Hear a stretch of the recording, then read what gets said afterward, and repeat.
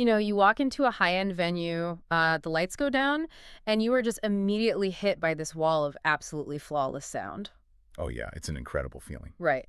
And like you might notice the sleek speakers hanging above you, but you're definitely not looking at the heavy invisible hardware that's actually keeping them in the air. Yeah, because that infrastructure is, well, it's designed to be completely ignored. We really just experience the acoustic result. Exactly.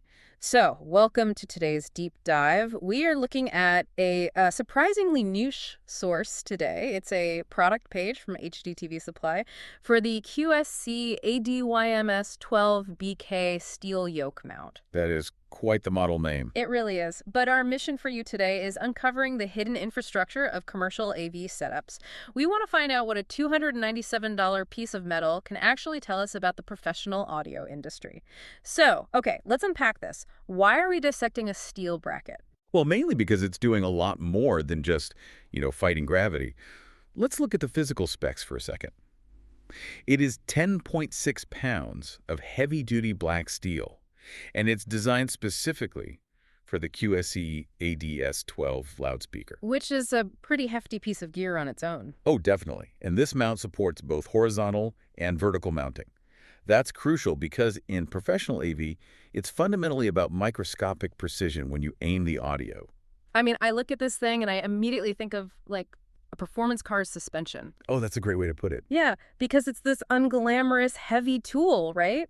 But the premium engine is entirely useless if the suspension can't actually deliver that power optimally to the road. And here, it's about delivering acoustic energy to a highly specific zone. What's fascinating here is how the yoke mechanism actually achieves that. Mm. Because we aren't just bolting a wooden box to a wall. High-end commercial loudspeakers generate just immense vibrational force. Right, they're moving a ton of air. Exactly. And if a mount shifts even a fraction of an inch under all that vibration, you get what's called acoustic phase cancellation. Wait, acoustic phase cancellation? What does that actually mean for the listener? It basically means dead zones. Places where the sound waves literally bounce off the architecture, crash into each other, and destroy each other. Wow, that sounds like an acoustic nightmare. It is, but this yoke uses these high-friction locking mechanisms on its rotational axis, and it actually ships in this massive 27.3 by 12.4 by 6.6-inch box just to hold this gear that permanently maintains a hyper-specific acoustic sweet spot against all that kinetic energy. Okay, so the physical design is entirely about securing the asset and locking in that precision. But reading through this listing reveals they are locking down a lot more than just the speaker. Yeah, the business side of this is wild. It really is. I noticed some weird B2B purchasing quirks, like that $297 price tag. It comes with a 5% discount if you pay using a check or a wire transfer. A bit old school. Yeah, and then the standard 3-year warranty jumps to a 6-year warranty simply by registering the product online. I mean, I have to push back here. Is doubling a warranty just for typing your email into a web form a sign of, like, extreme manufacturer confidence in a solid hunk of steel?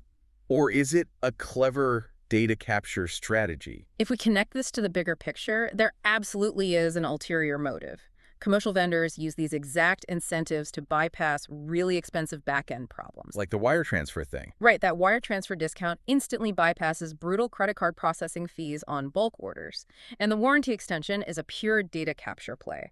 They are trading a digital certificate, which costs them nothing, for a direct line to professional installers. Because the installers are the ones actually buying this stuff in bulk. Precisely. Those installers are making 6-figure purchasing decisions for future venues, so getting them in a database is huge. But, you can capture all the email addresses you want, but if the relationship is entirely transactional, that database is kind of useless. That's a really good point. Which actually explains something else buried in the data on this page, the customer reviews. This piece of metal has a 4.7 out of 5-star rating, with 96% of buyers giving it 4 or 5 stars. And I'm guessing they aren't leaving reviews about the locking friction. No, exactly. They aren't raving about the steel. They are specifically shouting out a support rep named Rachel Christian for helping them navigate complex orders. So what does this all mean? It shows that even in a highly technical, completely spec-driven world of AV hardware, the ultimate driver of 5-star satisfaction remains human-to-human problem solving. It always comes back to people, doesn't it? It really does.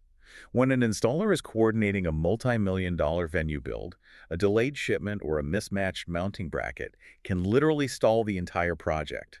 Having a responsive human being untangle that logistical knot is what actually secures the review. So the engineering specs get the mount in the door, but the support rep guarantees the repeat business. Exactly. It's the invisible ecosystem that makes modern venue design possible. It really is a wild intersection. I mean, you have heavy engineering actively fighting acoustic phase cancellation. Then you have clever B2B financial structures cutting fees and the essential human support backing it all up. Which is a lot to pull from one product page. It is, and it leaves you with something fascinating to think about. If a rigid steel yoke is currently required to maintain that perfect acoustic sweet spot, what happens when active AI-driven acoustic modeling takes over? No, that's an interesting thought. Right. Imagine a near future where speakers don't need heavy steel brackets to stay perfectly still, but instead use motorized tracking mounts that constantly micro-adjust their angle based on the real-time size and shape of the crowd below them. That would totally change the industry. Absolutely. Will the static steel yoke just become a relic of the past? Until then, the next time you are in a venue with flawless, immersive audio, look up at the ceiling. Consider the heavy, invisible steel holding it all together and wonder if someone like Rochelle had to navigate a complex logistical maze just so you could hear the music perfectly.